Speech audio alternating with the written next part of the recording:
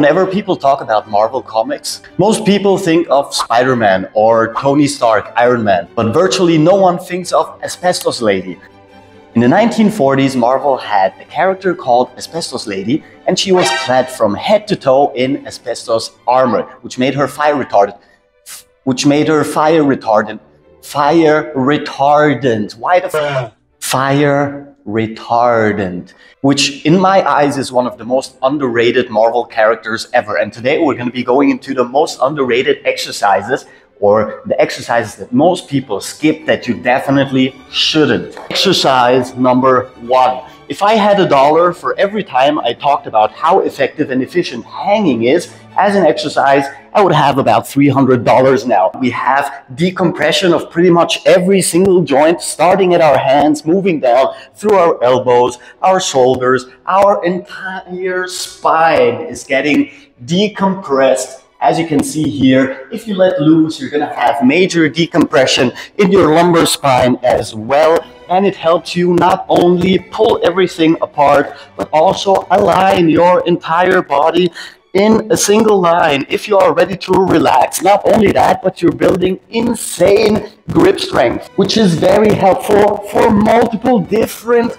disciplines, be it climbing or calisthenics or deadlifting or whatever you're doing. Having good grip strength is pretty important. So this goes as exercise number 1. Next up, we have hip flexor stretches. Especially for people who sit for prolonged periods of time, I do not understand why you don't work on your hip flexor mobility daily. The older you get, the tighter it's going to get, and the more problems you're going to develop, be it for your hips or for your lumbar spine, because all of this works together. So stretching it out is actually really important. And there is a couple of things that you need to keep in mind if you want to do this. For one, what angle are you stretching in? Depending on how much you move your hips forward, you're going to be stretching either more of your hip flexors or your quadriceps. Meaning, when pushing forward from here, I am stretching out my hip flexors. But if I move back, the stretch moves downwards to our quadriceps, which means that we can actually combine these two through a very short movement. And to make this even more effective, I'm going to be adding some shoulder mobility, because this is one of the most neglected things after hip mobility, and I just made a video about that like 2 days ago. So for this one, we're going to be grabbing a weight and we're going to move back to the wall with our entire body. Now here we have a nice stretch in our quadriceps, and from here we're going to move forward and switching the stretch from our quadriceps, moving it up to our hip flexors, and when keeping our hand in full contact with the wall behind us, we have a nice little stretch in our chest and the connections to our deltoids, as well as a little bit in our biceps. Push up, and we're going into full spinal extension here as well, which is also a pretty neat bonus to have. And move backwards, move forward, move back, move forward. This is going to help you alleviate tightness and hip flexor pain, as well as all the problems we develop from sitting around all day, every day. Now, if I told you that most people neglect doing their push-ups,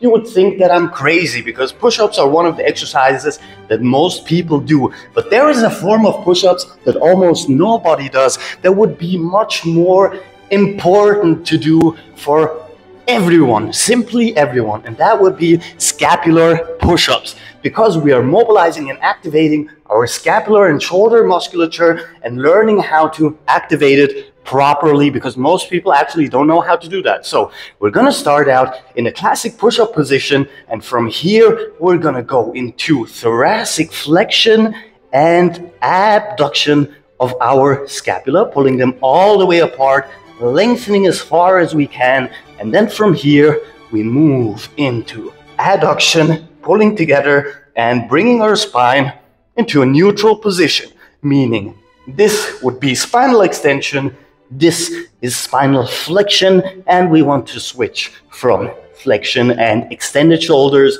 down to pulling our shoulder blades together and up to lengthen them all the way, and down and up. If you cannot do this with your legs extended, you there's absolutely no problem in putting your knees on the ground and repeating the whole process from here. Pull your shoulder blades together and switch.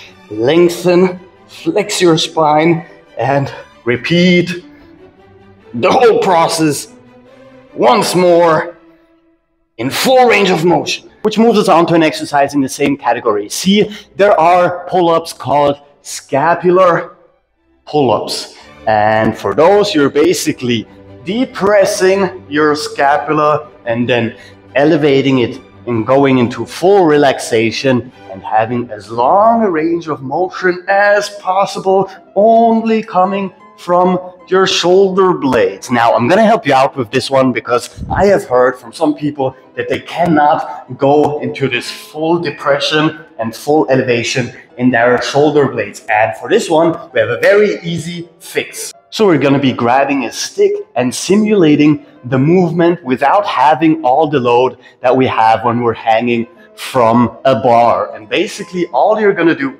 elevate, pull up as far as you can, and then pull together and down. Lengthen all the way. You can round your back a little bit, go into a tiny flexion, and then from here, pull down and go into tiny extension.